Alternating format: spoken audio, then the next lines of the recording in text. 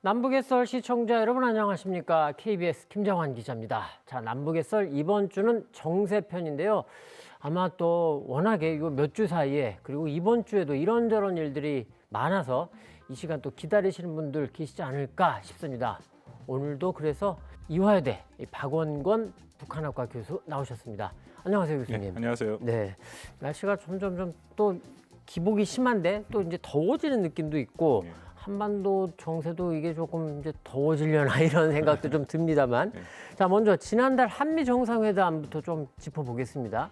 사실 뭐 회담 성과를 놓고 굉장히 잘 됐다 이런 의견도 있고 이거는 진짜 큰일 나는 거다 뭐 이런 분들도 계시고 극과 극에 가까워 보이는데 뭐 일단 워싱턴 선언 그 중에서도 이제 핵 협의 그룹 요게 지금 굉장히 큰 성과 이렇게 지금 대통령실은 좀 설명하고 있습니다. 자, 우리 박 교수님 보시기에 이번 한미 정상회담 요거는 참 진짜 잘했다. 근데 요거는 좀 아쉽다. 이런 게 좀 있을 것 같습니다. 일단 평가를 하려면 평가의 기준을 잡아야 되는데요. 그렇죠. 뭐 저는 제일 중요한 게 올해 이번에 한미 정상회담은 올해가 한미 동맹 70주년이지 네. 않습니까? 이게 네. 굉장히 큰 의미가 있죠. 그래서 뭐 윤석열 대통령이 국빈 방문을 간 거고, 그러니까 1차적으로 이번 한미 정상회담의 이 모든 과정은 동맹 70주년을 기념하는 거기에 초점이 맞춰지는 것이 맞다라고 생각합니다. 네. 그렇다면 정치적인 상징적인 의미가 많이 부여되는 거고, 그 뭐 이미 뭐 화면에서도 많이 보셨겠지만 국빈 방문이라는 것 자체가 하나의 큰 이벤트죠. 그렇죠. 예, 네. 그걸 통해서 양국의 70주년을 기념하겠다. 그런 부분, 뭐 그 분야에 대해서는 상당히 성공적이었다. 뭐 제가 말씀 안 드리더라도 이 뭐 특히 국빈 방문의 하이라이트는 두 가지인데요. 하나는 만찬, 국빈 만찬이죠. 200명 가까이 뭐 미국에서 굉장히 유명한 전명 인사들이 다 모여서 한 그 자리에 상당히 성공적인 네. 분위기를 연출했다 생각하고, 그 다음 날에 있었던 이제 상원 합동 네. 연설 거기에서 또 충분한 메시지는 전달됐다. 이제 그런 면에서는 상당히 성공적이었다라고 생각합니다. 다만 아무리 그 상징적인 정치적인 의미를 부여하더라도 뭐 한미 간의 현안들이 있죠. 그 현안 문제에 대해서 어느 정도 수준에서 얘기가 됐느냐가 또 중요한데, 뭐 우리가 가기 전부터 뭐 행사 이번 있기 전부터 두 가지를 얘기했지 않습니까? 안보 분야가 있고 또 경제 분야의 두 가지가 큰 틀로 있었죠. 안보 분야는 당연히 북한이 이렇게 핵을 고도화하니까 뭐 이건 확장 억제를 강화해야 된다. 그 국내에서 이 핵 무장론이 그렇게 그렇죠. 많이 나오는 것, 그것도 나중에 기회가 되면 좀 말씀드릴 게 많이 있습니다. 핵 무장론 여론조사의 전체적인 추이를 포함해서요. 또 한쪽은 우리가 흔히 많이 얘기하는 인플레이션 감축법이랑 또 IRA라고 불리는, 그리고 또 그 반도체법에 대해서 한국이 불이익을 받고 있는 게 분명히 있으니까 이제 두 가지 면에서의 어떤 그 성과를 좀 도출했어야 되는데 이제 가장 미흡한 부분은 역시 경제 분야의 부분이고, 그 부분에 대해서 아주 기본적인 얘기가 된 거죠.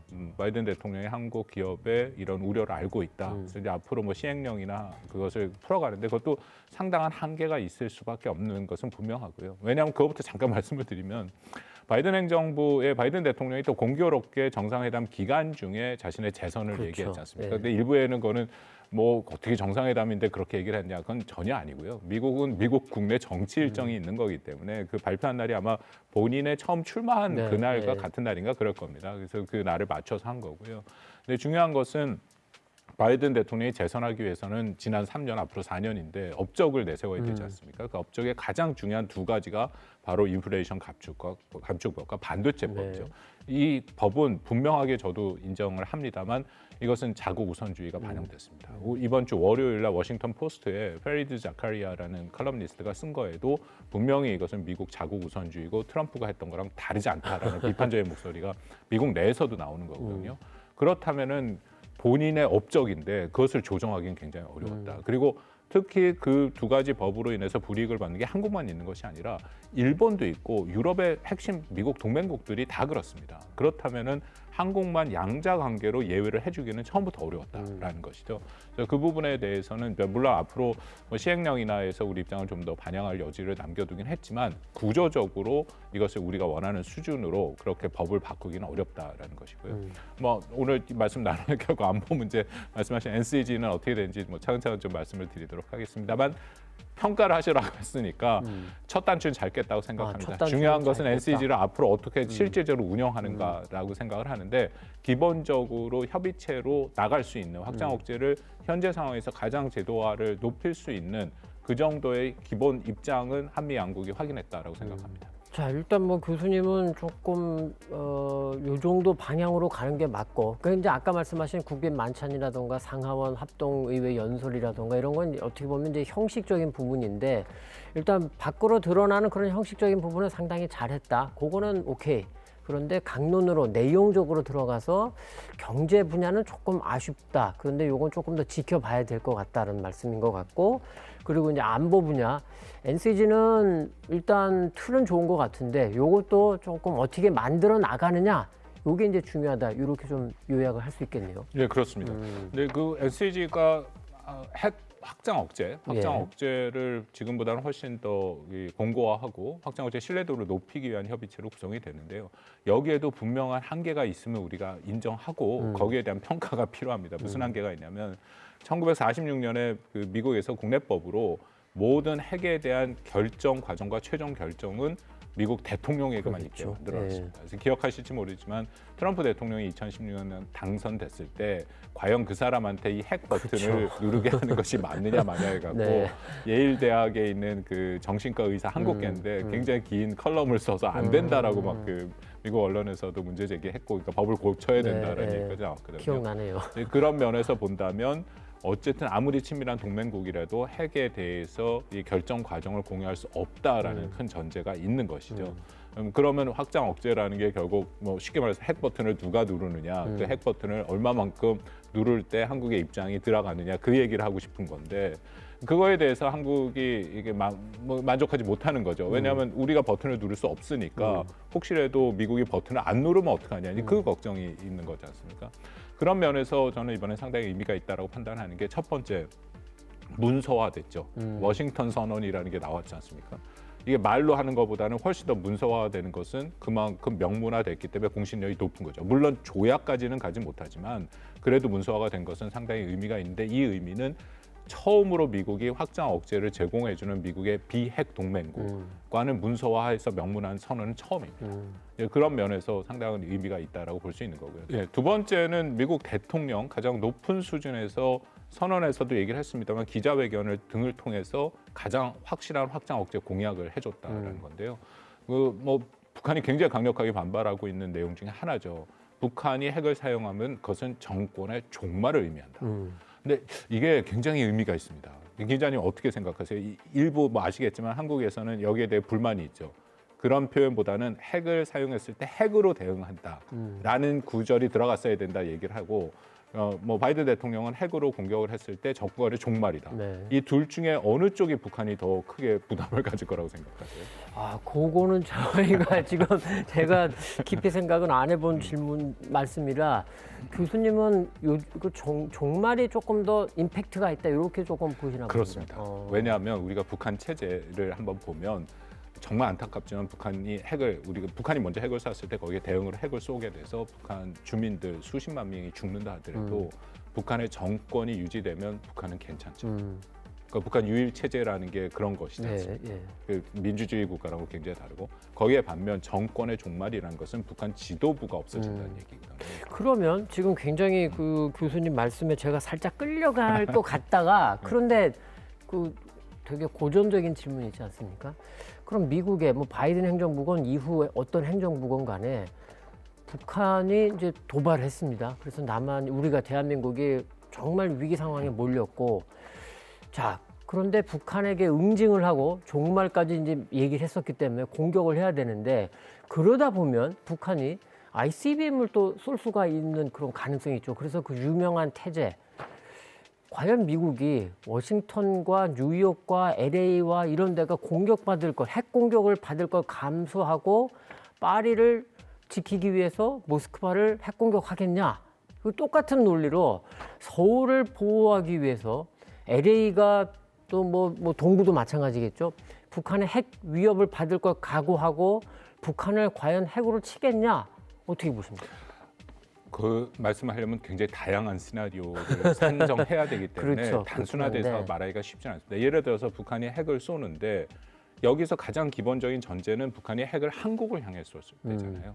어떤 형태로든지 북한이 핵을 쏘면은 거기에 대해서 미국이 강력한 핵으로 응징을 하는데 이제 그거는 어떤 종류의 북한이 핵을 쏘고 어떤 핵으로 응징하느냐는 거죠. 근데 그게 만약에 북한이 핵을 한반도에 서울을 향해 쐈다 하면은 강력한 응징이 될 겁니다. 근데 미국이 갖고 있는 핵이라는 것은 북한과 비교되지 않게 훨씬 강력하죠. 그렇죠. 그건 앞으로 네. 북한이 100년이 지나도 미국을 따라갈 수 없습니다. 그러니까 거기에 어떤 핵을 쏘느냐. 예를 들어서 방금 말씀드린 것처럼 북한이 핵을 한번 쏘면은 이것은 전면전이고 우리의 작전 계획에 따라 전면전이 시작이 되면 이건 모든 국가가 현대전에서 마찬가지인데 주요 지휘부 제거 작전 중심을 타격합니다. 네. 저쪽 지휘부를 없애버려야 전쟁의 의지가 끊기는 거잖아요. 네. 그렇게 되는데 과연 그런 와중에 북한이 방금 말씀하신 미국 본토를 향해 핵을 쏠 수 있는 이른바 2차 공격 능력이 있느냐. 이게 굉장히 다른 문제거든요. 근데 현재까지는 제가 좀 조심스럽습니다만 2차 공격 능력이 없습니다. 그리고 현재까지 상황에서 북한이 갖고 있는 ICBM이 미 본토를 제대로 타격할 수 있는 그 보장은 없어요. 특히 2차 공격 능력 측면에서는 매우 떨어지는 거죠. 그러니까 물론 그래도 뭐 여러 가지 우려가 있긴 한데 그래서 이번에 얘기가 나온 것이 정권의 종말이라는 것은 북한이 그렇게 미국 본토를 공격하기 전에 북한의 지휘부는 제거가 된다는 겁니다. 그만큼의 능력은 미국이 분명히 있습니다. 근데 여기서 말씀하시는 그 지휘부 제거라는 건 뭐 우리는 흔히 이제 참수 작전 뭐 이런 말도 이제 썼었는데 언론을 중심으로 굳이 북한을 핵 공격을 하지 않더라도 뭐 재래식 공격이라던가 이런 걸 통해서 김정은 위원장을 포함한 그런 지휘부를 제거할 수 있다 이런 좀 판단을 좀 하시는 것 같습니다. 그럼요. 왜냐하면 일단 참수작전이라는 표현은 되도록이면 안 쓰는 게 거칠죠? 맞습니다. 네, 이거는 그 이슬람 극단주의자 네, 테러 네. 조직이 쓰는 거고 그것의 공식 명칭이 주요 지휘부 제거 작전이라는 게 있거든요. 그거 한미가 거기에 대해서 충분한 능력을 갖고 있고 그리고 북한에 대해서 그게 어떻게 보면 북한의 최대 취약점이죠. 그러니까 작년 9월달에 나온 그 최고인민회에서 통과된 핵 법령화를 보면 그 전체 내용을 보면 이런 거지 않습니까? 북한의 김정은 국무위원장에게 모든 핵 사용권이 있고 그리고 그 국무위원장에게 위협이 가해지면 자동적으로 핵 전쟁이 된다. 그러면서 굉장히 자세한 내용들이 나오는데 그것을 다 놓고 보면은 결국 북한이 그만큼 취약한 겁니다. 한 명이 지배하는 그 국가의 취약성이 거기서 등장하거든요.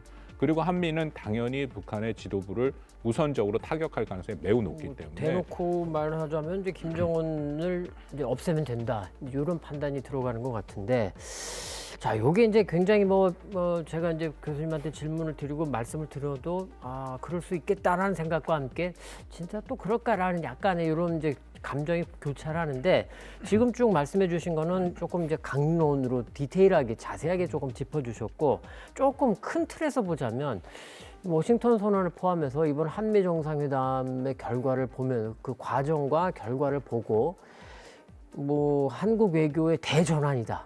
이거는 뭐 한국 외교가 이렇게 진작에 갔어야 됐는데 이렇게 안 가고 있었다가 이번에 정말 제대로 된 길을 가고 있다. 아주 두 팔 벌려서 환영하는 그런 분위기가 있고 반면에 이거는 한국이 대한민국이 미중 사이에 지금 뭐 이제 용어를 갖고서 뭐 이 자리에서 막 깊이 들어갈 건 아닙니다만 식냉전이라고도 할 수 있을 만큼의 그런 갈등과 대결이 심화되고 있는 그 구도에서 한국이 천병을 자처한 거다.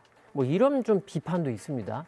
교수님은 좀 이 큰 틀에서 볼 때 특히 이제 이게 미중 관계 속에서 이번 한미 정상회담, 워싱턴 선언 어떻게 좀 봐야 할까? 요게 질문입니다. 큰 틀에서 대외 정책을 한국이 운영하는데 한국의 입장에서 제일 유리한 것은 이른바 전략적 모호성을 유지하는 것이죠. 네. 흔히 말하는 미중 관계에서 일정 편을 들지 않겠다라는 거지 않습니까? 뭐 경제는 중국, 안보는 미국.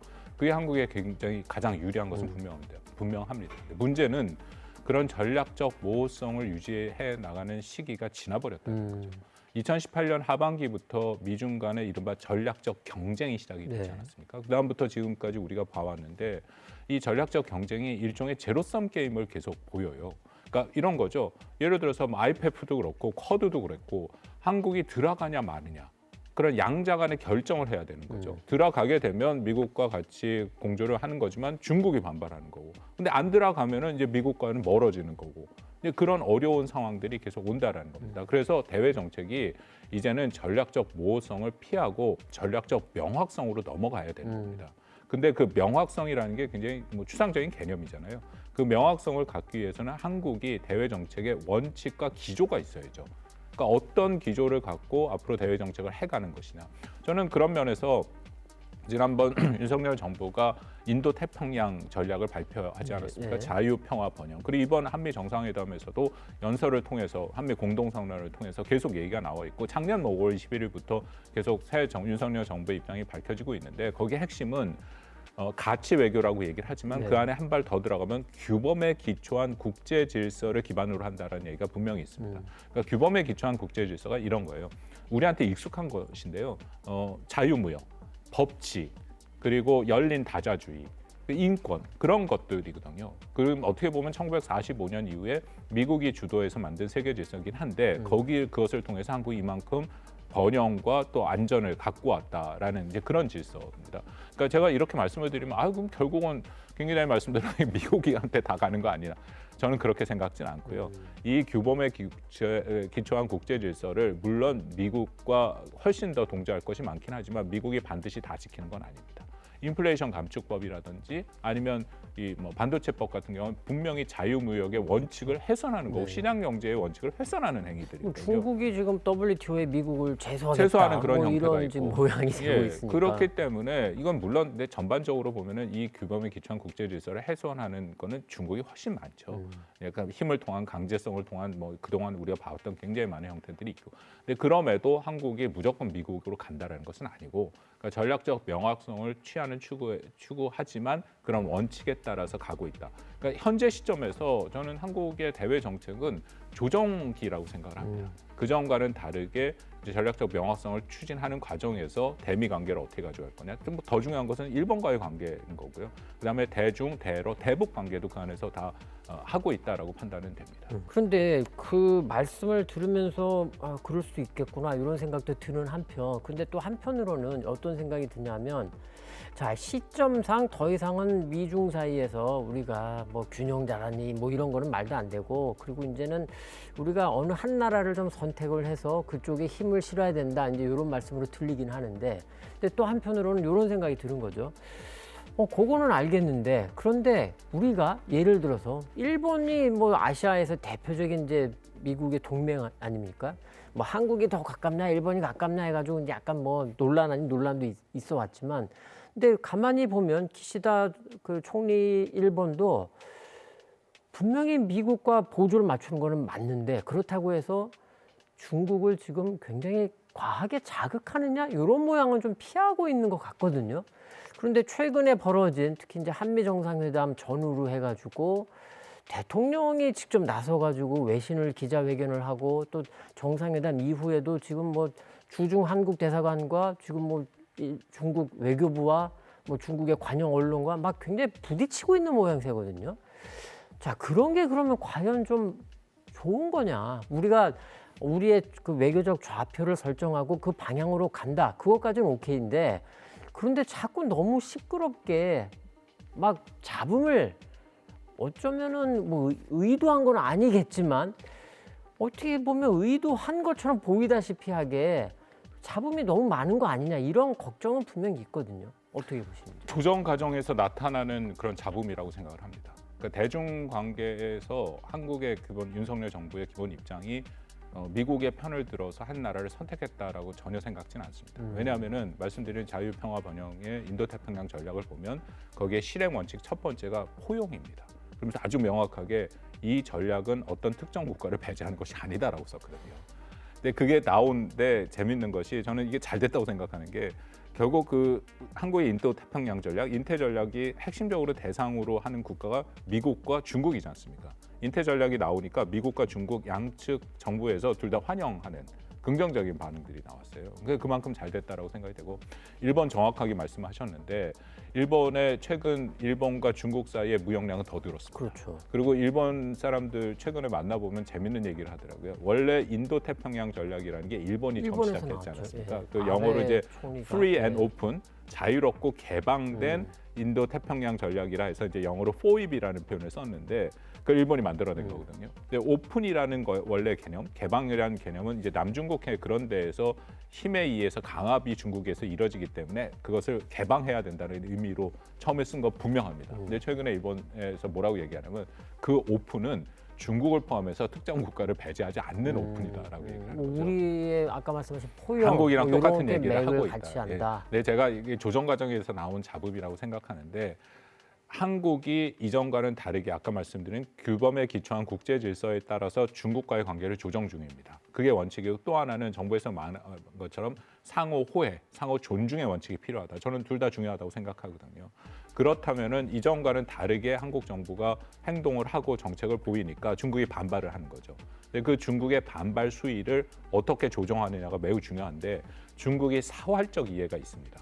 매우 사활적인 이해. 이건 절대로 이 타협이 안 되는 거죠. 대표적인 게 타이완 이슈. 네, 그렇죠. 그러니까 타이완 이슈 같은 경우에 지난번 대통령 기자회견에서 힘을 통한 현상 변경을 타이완을 딱 특정해서 얘기를 했더니 중국이 그만큼 그렇죠. 반발한 것이고 이번에 한미 정상회담의 워싱턴 선언과 또 특히 한미 그 공동 선언을 보면은 중국에 대한 내용에서 힘을 통한 현상 변경이라는 표현이 나오긴 합니다만 타이완을 지정하지는 않습니다. 이름은 뭐 아니죠. 인도 태평양이라는 얘기가 나오고 그냥 대만 해협의 평화다라고 얘기를 했더니 거기에 대해서 중국의 반발 수위가 굉장히 다릅니다. 네.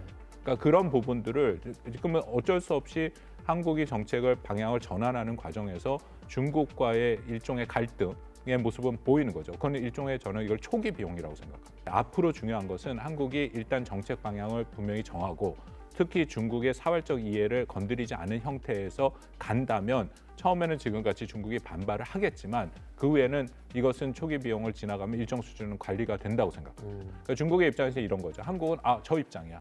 그러니까 한국은 늘 저렇게 가는 거야. 그러니까 지금부터가 매우 중요한 게 조정 과정에서 조정을 했으면 거기에 일관되게 가면 이제는 비용이 점점 줄어들고 한국의 투명성, 예측성이 반영이 되기 때문에 관리가 한중 관계도 저는 관리가 될 수 있다고 그리고 생각합니다. 그 상태로 미중 패권 대결이 어떤 결말이 그게 시간이 상당히 걸릴 거로들 지금 전문가분들은 보고 계시던데 그 시점까지는 그냥 이 방향으로 가야 된다. 대한민국은 이렇게 보시는 그걸 거죠? 원칙을 제가 말씀을 드린 거죠. 아까 IRA랑 그 뭐 반도체법을 말씀을 드렸는데 양자 간의 관계로 해결하기는 어렵습니다. 사실 일본과의 관계 개선은 저는 이런 측면에서 매우 중요하다고 생각해요. 요즘 많이 되고 있는 영어로 like-minded country라고 하는 동료 국가. 그 가치, 그러니까 자유민주주의 가치를 같이 공유하는 국가가 같이 합쳐야 된다, 뭉쳐야 된다라는 얘기를 하고 있거든요. 한국의 입장에서는 가장 그 가까운 국가는 일본이고 그 외에도 뭐 호주를 비롯해서 또 나토의 국가들이 있다라는 겁니다. 그러니까 예를 들어서 그 인플레이션 감축법 같이 미국이 자국 우선주의로 간다면 이거를 한국이 양자 간에 해결할 문제가 아니라 그런 그 동료 국가들이 같이 힘을 모아서 같은 목소리를 내는 거죠. 미국한테 이렇게 가면 안 된다 이거는. 미국은 자국 우선주의 이렇게 가면 안 된다. 그런 식으로 대응을 해 나가서 어떻게 보면 미국이 상대적인 쇠퇴를 경험하고 있고 이게 점점 자국 우선주의로 가고 있지 않습니까? 그것을 끌어올려서 다시금 규범에 기초한 국제 질서를 거기 안에서 선도할 수 있도록 이제는 다른 국가들이 같이 힘을 합쳐서 미국을 끌어가야 된다고 저는 생각합니다. 그 교수님 말씀을 듣다 보니까 상당히 그 틀이 그럴 수 있겠네 이렇게 혹하는 마음이 드는데 또 한편으로는 우리 대통령실과 외교부와 계신 분들이 또 이제 교수님처럼 이런 생각을 하셔야 그리고 거기에 맞게 뭐 조정 비용을 좀 최소화하는 이렇게 갈 텐데 지금 보이는 거는 너무 거칠다. 저거 중국이 과연 그리고 이제 우리 많은 국민들은 사드 때 우리가 워낙에 당한 기억을 갖고 있기 때문에 그리고 물론 중국과의 교역량이 줄어들고는 있다고는 하지만 그래도 여전히 중국과의 교역량이 제일 많은 수준이고 경제가 또 올해 들어서 지금 계속 안 좋기 때문에 중국과는 원만한 관계를 하면서 가야 되는데 이런 또 분명히 분위기도 있거든요. 그런데 지금 정부의 모습이 너무 거친 게 아니냐 이런 조금 걱정도 있는 것 같습니다. 근데 중국에 대해서 사드 때를 좀 그 많이들 우리가 그렇죠. 다시 생각을 하잖아요. 사드의 문제는 굉장히 다른 문제라고 생각합니다. 왜냐하면 사드가 정말 중국의 사활적 이해를 건드렸냐? 저는 그렇게 생각 안 하거든요. 그걸 다시 복귀해 보면은 사드에 중국이 보복하게 된 것은 가능했던 것은 두 가지입니다. 하나는 시진핑 주석이 최소한 2번 공개적으로 사드가 안 된다라고 얘기를 했어요.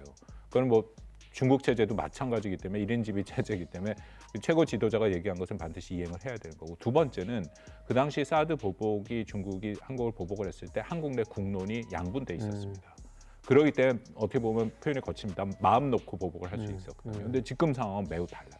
첫째는 만약에 중국이 한국에 대해서 경제 보복을 한다면 중국도 위드 코로나로 가서 이제는 경제를 다시 살려야 되고, 시진핑이 더군다나 사면임을 하는 상황에서 경제적인 성과를 내는 게 매우 매우 중요한데, 한국에 대해서 그렇게 경제 보복을 하기가 쉽지 않습니다. 사드 때 했던 게 제 생각에 최대치예요. 더군다나 이런 반론도 가능할 것 같습니다. 말씀드리면 죄송합니다만. 미국과 중국과의 대결 구도는 지금 전 세계가 다 아는데, 그중에 한국이 조금 튀어가지고 미국과 우리는 보조를 완전히 일치하겠다라고 하면서 노선을 정했고, 그러면 중국으로서 볼 때는 우리가 흔히 말하는 시범 케이스로 한국을 콕 찍을 수 있지 않냐 하는 거예요. 무슨 말씀이냐면, 한국이 대놓고 저렇게 하고 있는데 저거를 못 본 척하고 넘어간다면 이후에 다른 나라들도 한국처럼 할 수 있을 텐데, 그거를 생각한다면 중국으로서는 다소간의 어떤 경제적 부담이라던가 위험은 있겠지만 한국을 어쨌든 좀 눌러야겠다, 이런 생각을 할 수도 있지 않을까요? 그 부분은 저는 두 가지 상황에서 중국이 그런 선택을 못 한다고 생각합니다. 첫 번째는 그렇게 하기에는 한국의 국력이 우리가 우리 스스로를 너무 낮게 보는 것 같아요.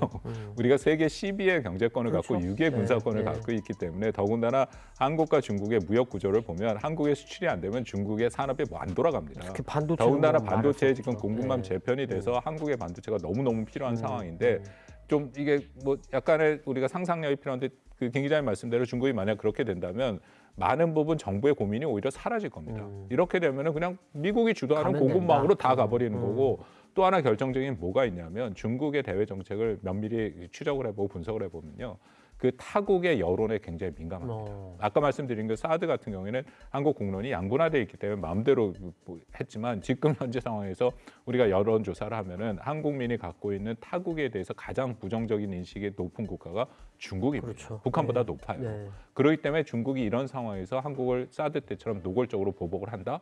그렇게 되면은 한국민들이, 전체 우리 국민들이 중국에 등을 돌리게 되면 정부는 훨씬 더 편한 선택을 할 수 있다. 이런 거를 중국이 알고 있다라는 거죠. 알겠습니다. 자, 한일 정상회담도 조금 짚어보겠는데 시간도 좀 많이 갖고 요 문제만 조금 짚어보겠습니다. 이제 아까 NCG 얘기를 자세하게 좀 말씀해 주셨는데, 지금 윤 대통령이 정상회담 과정에서 일본의 참여 배제하지 않는다, 환영한다에 가깝게 이렇게 말을 했습니다.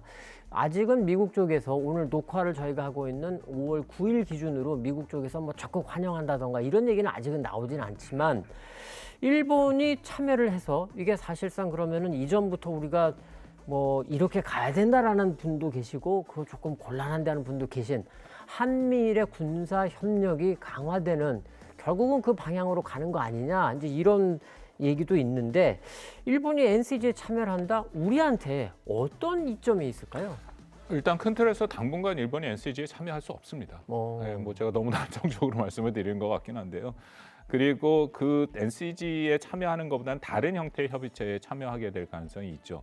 왜냐하면 NCG라는 게 쉽게 말씀드려서 한미가 굉장히 높은 수준으로, 한미가 연합체제지 않습니까? 군사적으로 굉장히 높은 수준에서 서로 간에 협력을 하겠다는 겁니다. 그거는 한미같이 연합체제를 유지하고 있고 연합작전 계획을 갖고 있는 국가끼리만 가능한 일이죠. 그러니까 우리가 이 확장 억제의 가장 높은 수준은 사실은 한미가 같이 핵에 대한 공동 작전 계획을 갖고 있으면 됩니다. 그러면은 북한이 핵을 썼을 때 한국은 갖고 있는 재래식 전력 뭘로 대응을 하고, 또 미국은 어떤 핵 전력으로 대응을 하는지를 알 수 있으면 우리는 확장 억제에 대한 그런 의구심이 없어지는 거죠. 근데 거기까지는 미국이 그런 말씀드린 것처럼 핵에 대한 작전 계획을 동맹국과 공유를 하지 않습니다. NCG는 거기까지는 안 가더라도 최대한 그 나머지 단계, 전략, 전술을 한미 간 최대한 공유를 하고, 거기에 훈련, 교육까지 같이 하고, 그 모든 과정을 미국 대통령, 한국 대통령에게 보고까지 하게 만든, 그러니까 굉장히 높은 수준의 대부분은 비밀로 묶여 있는 한미 양국 간에 있는 그런 문제들이거든요. 그러니까 이런 상황에서 일본이 들어올 수가 없죠. 왜냐하면 일본과 한국은 앞으로 저는 100년이 지나도 이 군사 동맹이 된다고 생각하지 않습니다. 한일은 군사 동맹이 될 수가 없습니다. 그런 상황에서 일본이 들어와서 그런 가장 높은 수준의 군사적인 동맹 차원에서 하는 거를 공유한다? 그건 안 되는 일이죠. 그러니까 일단 우리 정부의 기본 입장이, 제가 이야기는 말씀드린 NCG가 굉장히 높은 수준인데 과연 이것이 앞으로 잘 그렇게 돼야 되는 게 중요하지 않습니까? 그러니까 여기서는 한국의 입장에서는 당연히 미국과 NCG에 거기에 초점을 맞추고 거기에 집중을 해야겠죠. 그래서 최대한 만들어 놓고 그 다음에 일본이 들어온다면 어차피 NCG 수준에서 얘기는 못 됩니다. 보다 굉장히 낮은 수준에서 확장어제 협의체 수준에서 뭔가 한미가 일본까지 같이 얘기를 하는 거. 그건 나름대로 협의체랑 그런 것이 많을수록 확장 억제의 신뢰도는 높아지기 때문에 저는 필요하다고 생각하거든요. 그러니까 그렇게 두 가지로. 그러니까 NCG라는 틀 자체에 일본이 직접 들어오기는 좀 여러 가지 구조상 이거는 상당히 어려 보이지만 하지만 그거보다 낮은 수준에서는 뭐 한미일이 또 같이 할 수 있다. 다른 확장 억제 협의체를 만들 가능할 수 수 있을 있겠죠. 것 같다. 예. 이런 말씀이잖아요. 자, 근데 한 가지 이런 거는 드네요. 뭐 사실 60년대, 70년대 초반까지만 해도 미국과 중국이 수교할 거라고 생각한 사람은 거의 없었잖아요. 결국은 수교까지 했고 외교적 상상력을 동원할 때 뭐 지금 우리 윤석열 정부의 흐름을 보면 한미일이 같이 가는 거 오케이 뭐 이건 절대로 못 한다라고 아예 바라볼 건 아니지 않느냐 뭐 이런 생각도 좀 들고 자 그런데 제가 제일 중요하게 생각하는 질문은 사실은 이겁니다. 뭐냐 하면 그래 한미 정상회담 통해 가지고 우리는 확장 억제 어느 정도 좀 우리가 발언권도 높이고 미국으로부터 약속도 받고 그러면서 또 미국이 원하는 미중 대결 구도 속에 우리가 또 이제 미국과 같이 가는 이런 뭐 가치를 내세우면서 가는 이 방향 오케이. 우리 일본과도 뭐 그런 필요에 의해서 할 수 있다고 생각을 하는데 그런데 그게 오케이가 되려면 사실은 대한민국이 여러 가지 국익이 있는데 사실 그 중에서 물론 이 부분에서 이제 교수님은 약간 의견이 다르실 수 있겠지만 우리가 지금 30년 넘게 고통을 받고 있는 게 바로 이거 아닙니까? 북한의 핵 문제. 과연 미국과 그런 식으로 정상회담을 해서 우리의 외교의 전환을 패러다임의 전환을 갖고 오고 일본과도 관계 개선해가지고 하고 다 좋은데 그게 그러면 과연 우리가 지금 30년 넘게 머리 위에 이고 있는 이 북한의 핵 문제, 지금 이제 미사일도 좀 말썽인데 이거 해결하는데 과연 직접적인 도움이 뭐가 되느냐? 그리고 이제 미중 대결 구도가 뭐 몇 년 안에 끝나지 않을 텐데 미국은 사실은 북한 문제에 크게 관심이 없어 보이는 거는 뭐 다 눈에 뻔히 보이는데 미중 대결 구도에만 우리가 자꾸 신경을 쓰다 보면 이거 10년, 20년 이런 식으로 북한 핵과 미사일 능력 고도화하면서 우리는 언젠가는 또 핵 재무장 얘기 나오고 전술핵 들어와야 된다는 얘기 나올 수도 있고 이런 식으로는 갈 수 없는 거 아니냐 이런 생각도 들거든요. 질문 두 가지로 이해를 했는데요. 일단 미중 관계는 세계 질서의 변화기 때문에 거기에 우리가 신경을 안 쓸 수가 없죠. 그렇죠. 그건 전 세계 네. 모든 국가들이 공통적으로 해야 되는 것이고 뭐 가능성은 여러 가지가 열려 있습니다. 뭐 적게는 30년, 100년간의 경쟁을 얘기를 하지만 또 미국 내에서 미중이 이렇게 계속하는 것은 둘 다 이른바 뭐 그 윈윈하지 못하는 거기 때문에 좀 다른 방향으로 조정과 탐색을 통한 협력. 늘 바이든 행정부는 사실 협력을 얘기해요. 이 가이드레일을 친 그 안에서의 안전대 안에서의 경쟁, 그러니까 제도화된 전략적 경쟁을 얘기를 하는 거죠. 근데 그게 공교롭게 지난번에 뭐 스파이 풍선이라든지 그런 것 때문에 논의가 지금 중단되고는 있는데 어쨌든 미중 간의 앞으로의 시나리오에도 굉장히 많은 얘기들이 있고 거기에 당연히 한국은 가장 우선순위를 둘 수밖에 없습니다. 우리 입장에서는 그렇다 생각이 되고요. 북한 핵 문제에 대해서는 북한 핵 문제는 저는 두 가지로 해결을 해야 된다라고 생각을 합니다. 그러니까 우리가 정책적인 측면에서 하나는 미는 거죠.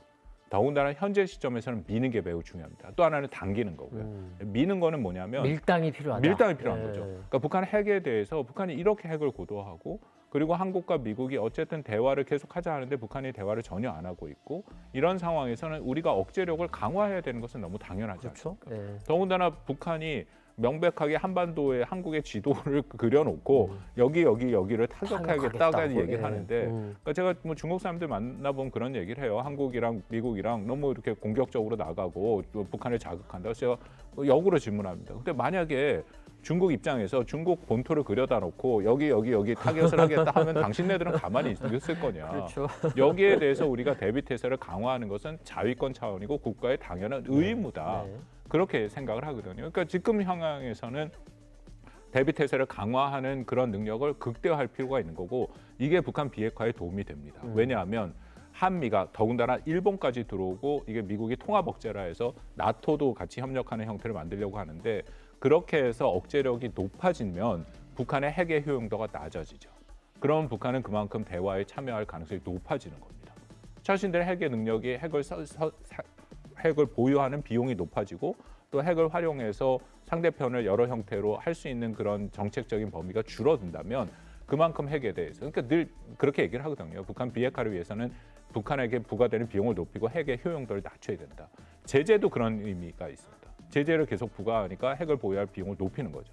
그러니까 그거는 미는 행위고요. 더불어서 당기기도 해야죠. 그러니까 북한을 이렇게 미는 건 좀 강압적인 방법이고 뭐 억제 능력을 강화하는 건 필요한데 당기는 거는 북한이 핵을 포기했을 때 혹은 핵 협상을 돌아왔을 때 이러이러한 북한한테 혜택이 간다라는 거. 북한이 지금 하고 있는 건 명백하게 선핵이지 않습니까? 핵을 앞세우는 것. 근데 그것을 선경으로 바꿨을 때 북한이 생각하는 체제 안전 보장과 북한의 경제가 이렇게 발전할 수 있다라는 것. 그런 메시지들이 잘 정제돼서 만들어져서 그것이 계속 나가야 되는데 그 부분이 좀 부족한 부분이 있습니다. 뭐 저희 김 기자님도 보셨겠지만 이번에 워싱턴 회담에서 한미 공동성명을 보면 북한 핵 문제의 유일한 해결책은 대화와 외교다라고 적고 있어요. 적고는 있지만 그것이 한국 대통령이나 미국 대통령 입에서 나오진 않았죠. 그렇죠. 그러니까 네. 그런 면에서 북한 핵 문제에 대해서는 저는 밀고 당기기가 다 돼야 되는데 현재로서는 밀기만 하고 당기는 모습이 약하다. 말씀하신 당기려면 사실은 좀 안타깝지만 당기는 거에 훨씬 더 힘있게 당길 수 있는 건 미국이지 않습니까? 특히 핵 문제는 북한이 미국과만 협상을 하려고 하니까 근데 바이든 행정부가 그것을 우선순위에 두지 않고 있으니까 저는 우리 정부가 좀 더 적극적으로 북한식 표현을 쓰면 주동적으로 나서서 미국으로 하여금 더 이 북한 핵 문제에 대해서 정책적 우선순위를 높이는 그런 것들이 필요하다고 생각합니다. 근데 바로 그 부분인데 이런 거죠. 일단 우리가 이제까지 겪어본 북한을 우리가 염두에 둔다면 한국과 미국 그리고 거기에 뭐 일본과 뭐 유럽에서 나토까지 껴가지고 압박을 한다고 하더라도 야 이거 못 살겠다. 우리 이러다 죽겠다. 해가지고 과연 대화에 나올까? 오히려 그걸 명분으로 해서 더 군사력을 키우려고 하지 않을까라는 이제 하나의 걱정이 있는 거고 그리고 이제 선경을 말씀하셨는데 이제까지 보수건 진보건 특히 진보 정부는 조금 더 적극적으로 그랬죠. 선경을 내세우면서 북한을 대화의 장으로 이끌려고 했었는데 그게 얼마나 효과가 있었느냐. 이제 지금 저도 좀 이런 질문을 드리면서 저도 좀 답답해서 지금 드리는 말씀인데 거기에다가 지금 윤석열 정부 그중에서도 대통령이 직접 나서가지고 한미동맹만 굉장히 강조를 하고 있고 근데 그게 들리는 메시지가 북한한테 가는 메시지라기보다 또 중국한테 가는 메시지가 더 세 보이고 그러다 보니까 이게 사실은 미국이 원하는 그런 구도에는 우리가 적극적으로 지금 편입 참여를 하고 있는데 우리한테 또한 직접적으로 필요하다고 볼 수 있는 여기에는 좀 너무 미흡한 게 아니냐 이제 이런 좀 안타까운 마음이 들어서 좀 여쭤봤습니다. 자, 저희가 오늘 녹화를 지금 하고 있는 게 5월 9일이고요. 내일 5월 10일이 윤석열 대통령 취임 1년입니다. 그래서 우리 또 교수님이시지 않습니까? 학생들 이제 시험 보면 이제 평가를 하시지 않습니까? 1년 지났는데 윤석열 정부 뭐 이제 국내 정치, 경제 이런 건 빼고 뭐 외교 안보, 통일, 뭐 대북 정책 이런 거 학점을 주신다면 어떻게 주시겠어요? 저는 그 점수 매기기 줄 세우기식 학점 주는 거를 너무 싫어해서요. 네. 웬만하면 이제 PF 통과냐 아니냐 그걸로 보통 살짝 이렇게 점수들 피하시는데요. 네, 그렇게 교수님. 하는데 그 네. 면에서는 전 통과라고 생각합니다. 아까 말씀드린 것처럼 어쨌든 이 세계 질서가 변하고 있고 네, 대외 정책 측면에서의 핵심적인 원칙을 마련한 것은 중요하고 그런 부분에서의 핵심 원칙은 구성이 됐고 그리고 뭐 대미 관계, 대일 관계를 말씀하시는데 이거 사실상 어떻게 보면 특히 대일 관계는 정상화하는 과정이죠. 워낙 바닥으로 떨어져 있었기 때문에 대중 관계도 저는 그런 면이 필요하다고 생각합니다. 상호 존중이라는 의미가 있으니까. 그런 부분은 이제 잘한 거다 이렇게 지금 보시는 거고 다만 저희 그 남북의 요 특성상 지금 대일 관계 필요성과 잘하고 있다라고 짚어주신 부분에서 가장 우리 또 여론에 직접적으로 좀 여론을 우리가 조심해야 되는 이제 과거사 문제, 그거는 이 시간엔 저희가 다루진 않습니다. 그거는 조금 다른 주제의 문제 같긴 한데, 자 일단 그런 부분들은 잘했다. 근데 뭐 어느 정부건 다 잘할 수 있는 건 아니지 않습니까? 이런 부분은 좀 아쉬웠다. 어떤 게 있을까요? 뭐 그건 아까 대북 정책에서 말씀을 이미 드렸는데 당기는 밀고 당기고 이제 당기는 거 그리고 특히 담대한 구상이 뭐 굉장히 잘 아시겠지만 세 가지 원칙이지 않습니까? 예. 억제와 단념, 대화. 근데 이게 같은 국면에서 움직인다라고 분명히 정부가 밝혔어요. 그렇다면은 억제와 단념을 시키면서도 대화를 계속한다 하는데 지금 보면은 대화가 안 보이죠. 그렇기 때문에 담대한 구상의 기본 원칙이 다시금 강조될 필요는 있다라는 게 저의 기본적인 생각이고 대중관계, 대러관계에 좀 아쉬운 점이 있습니다. 저는 뭐냐면 이게 우크라이나 결국 대러 관계는 모든 게 우크라이나 전쟁으로 함몰될 수밖에 없는데 한국의 입장에서는 이른바 우리가 거의 G7 수준의 국가잖아요.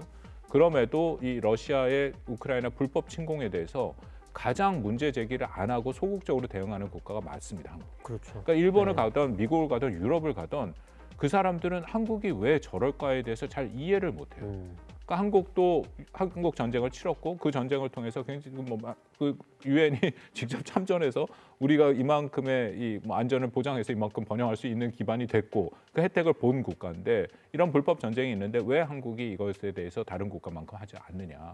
그리고 마치 국내 여론도 그렇고 이것을 저는 분쟁이라고 얘기하는 게 도저히 이해가 안 됩니다. 만약에 이걸 분쟁, 우크라이나 전쟁이 분쟁이면 한국 전쟁도 분쟁이었겠죠. 그러면 왜 유엔군이 왜 미군이 왔겠습니까? 그런 식의 것에 저는 전혀 동의가 안 되고 그렇다면 물론 좋습니다. 여기에 대해서는 다양한 논란이 있을 수 있다. 근데 중요한 것은 정부와 정책 방향을 빨리 좀 더 명확하게 밝힐 필요가 있다. 그 우크라이나의 전쟁 가장 핵심은 살상 무기를 제공하느냐 마느냐는 거잖아요. 애매한 입장이 계속 나오니까 이게 잘못하면 이건 두 번 손해를 보는 거죠. 이거는 미국과 유럽에서는 한국에 대한 기대 수준이 높고 우리가 그만큼 무기 체계나에서 사실상 현재 우크라이나 전쟁에 기여할 수 있는 유일한 거의 국가인 수준입니다. 그렇기 때문에 그렇게 갈 건지 아니면 정말 정부가 방침을 해서 우리는 아무리 그래도 살상용 무기는 안 된다 하면 딱 거기다 선을 긋던지 해야 되는데 이게 약간의 모호성이 계속 유지되니까 양쪽에서의 기대 수준 또 양쪽에서의 비판의 목소리가 같이 들리는 그런 상황이 오거든요. 지난번에도 이제 제가 바로 여쭤봤던 그 부분인데 그런 거를 지렛대 삼아서 우리가 뭐 경제라던가 이번 한미 정상회담에서 조금 아쉬웠던 부분 그런 거를 미국과 조금 주고받기가 가능하지 않을까 이런 혼자 외교적 상상력도 근데 저는 그런 의견에 보는데. 굉장히 좀 가슴이 아픈데요. 우크라이나 문제는 심각한 주권 침해고 범죄 행위입니다. 근데 그런 국가 지금 전쟁을 치르고 있잖아요. 그런 국가의 것들을 갖고 우리가 국익에서 뭐 주고받기가 된다. 저는 그렇게 하는 것은 좀 아니라고 생각을 합니다. 그것은 그러니까 중요한 것은 한국이 이게 뭐 미국이 얘기했던 유럽이 얘기했던 그런 것이 아니라 우리가 우리 시점에서 어떻게 결정을 하느냐. 그러니까 대외 정책에서 제가 늘 강조하는 것은 외부에서 뭔가 얘기하기 전에 우리가 먼저 우리의 원칙을 정하고 우리가 이 길로 간다. 그 다음에 오히려 다른 국가들을 설득하는 작업이 필요한데 그렇지 않은 모습들이 많이 보였다라는 거죠. 꼭 현 정부를 얘기하는 게 아니라 그간의 한국의 대외 정책을 보면 외부에서 압박이 들어올 때 그때야 이제 뭐 어떻게 해야 될지 막 어떻게 하지 그런 것을 고민을 하는데 그 전에 우리가 우리 나름대로의 대외 정책 원칙을 갖고 정책을 만들어서 끌어갈 필요가 있다. 그만한 능력은 저는 한국이 충분히 있다고 생각합니다. 자, 일단 윤석열 정부 1년 전반적으로 기본적으로는 잘하고 있다. 통과다. 이렇게 좀 짚어주셨고 다만 조금 몇 가지 아쉬운 부분, 이제 특히 북한에 대해서 아니면 러시아에 대해서 우크라이나 전쟁 포함한 이런 부분이 있는 것 같고 그리고 이제 아까 앞에부터 쭉 말씀해 주신 걸 보면 한미 정상회담 좋은데 NCG 같은 경우에도 그렇고 여러 가지 이제 선언과 약속은 나왔는데 앞으로 그걸 어떻게 진짜 잘 실행하느냐 이런 점은 좀 지켜봐야 된다. 이렇게 조금 정리가 되는 것 같습니다. 자, 북한 얘기 조금 짚어보겠습니다. 제가 궁금한 게 사실은 요건데 한미 정상회담 뒤에 그 김여정 부부장 입장 발표가 있었고요. 그리고 뭐 이제 내부적으로는 화형식 한다 해가지고 물론 사진이라던가 동영상 공개를 안 하고 있습니다만 거친 반응을 보였습니다. 그런데 또 한편으로는 미사일을 쏜다던가 뭐 이런 거는 없습니다. 아직까지는. 자, 북한이 그렇다고 가만히 있을 것 같지는 않은데 언제 또 어떻게 뭐를 할까요? 그 워싱턴 선언이랑 NCG에 대한 평가를 처음 그 많은 분들이 물어보더라고요. 이거 어떻게 평가해야 되느냐. 그래서 일차적으로 저는 평가의 기준은 북한의 반응을 보면 된다. 왜냐하면 NCG 확장 억제의 사실상 대상이 북한이지 않습니까? 북한이 거기에 대해서 강력히 반발하고 비판을 하면 그만큼 사실은 역설적으로 NCG가 효과가 있다라는 얘기인데 말씀하신 것처럼 굉장히 이례적이죠. 김여정의 입장 발표라는 게 나왔는데 보통은 한미 정상회담이 다 끝나고 나오지 않습니까? 딱 워싱턴 선언이 끝나자마자 발표되자마자 입장 발표가 나왔고 그다음에 매일 논평이 나오고 시리즈 1, 2, 3으로까지 나왔는데 거기에 내용들은 다 하나같이 확장 억제 강화하는 것에 대한 비판, NCG에 대한 비판이 있습니다. 그러니까 역설적으로 그것은 저는 작동하고 있다. 효율적이고 효율성이 높다라고 볼 수 있는 부분이에요. 북한이 아파한다. 아파하니까 북한이 그만큼 거기에 대해서 불편하게 생각하는 것은 우리가 하는 확장 억제에 그만큼 효용이 있다라고 볼 수 있는 부분이고요. 북한이 요즘 잠잠한 것은 이상한 게 많죠. 일단 4월 달에 뭐 스스로 밝힌 것처럼 군사 정찰 위성을 그렇죠. 쏘겠다라고 네, 그거는 네. 사실 김정은의 1호 지시기 때문에 반드시 해야 되는데 안 했거든요. 네. 저는 안 했다기보다 못했다라는 못했다. 생각이. 아. 왜냐하면 군사 정찰 위성은 이전과 같이 이전에는 뭐 정찰 위성을 쏜다라고 얘기를 하면서 사실상 장거리 로켓을 개발하는 그렇죠. 발사를 네. 했지 않습니까? 이제는 그런 필요성이 없죠. 북한이 스스로 뭐 그냥 쏴야 되니까. 그렇다면 진짜 필요한 것은 군사 정찰 위성이 맞습니다. 그들이 보여준 미사일 운영을 하기 위해서는 정찰 자산이 반드시 있어야 되거든요. 그래서 그 부분에 대해서 아직도 기술적인 그런 그 완비가 되지 않았다라는 게 일단 제 판단이고, 그러니까 정말 성공해서 정찰 위성을 갖고 싶어하는 그런 의지가 지금 읽히고 있다라고 생각이 되고요. 잠잠하다고 도발을 중단했다고는 전혀 그렇죠. 생각하지 않습니다. 예, 예. 그것은 좀 걱정이 약간 폭풍 전야 같은 거죠. 북한의 그간의 도발의 패턴, 김정은식의 패턴을 보면 중간에 약간의 휴지기를 거치면 그 다음에는 오히려 대형 도발로 이어지는. 그러니까 계속 제가 정말 조심스럽습니다만 7차 핵실험의 가능성도 뭐 일부 그 민간 위성에서 민간 연구 그 단체에서 연구 기관에서 그런 얘기가 나오긴 하는데 그 가능성은 여전히 배제할 수는 없다. 그리고 이달에 이제 19일부터인가요? 뭐 일본 히로시마에서 G7 정상회의가 있고 그걸 계기로 한미일 정상들이 또 회동한다고 하니까 그런 시점도 좀 우리가 좀 조심할 필요는 있겠네요. 정말 조심스럽습니다. 그럴 때 핵을 만약에 7차 핵실험 한다면 그만큼 집중을 확실히 받긴 하겠죠. 알겠습니다. 자, 남북의 썰 이번 주는요. 최근에 한반도 정세, 특히 이제 한미 정상회담에 한일 정상회담 같은 굵직굵직한 행사가 있었고 거기에다가 이제 윤석열 정부 1년이라는 계기도 있어서 관련해서 이화여대 북한학과 우리 박원건 교수님과 함께 두루두루 좀 자세하게 짚어봤습니다. 교수님 오늘도 수고 많으셨습니다. 감사합니다. 고맙습니다.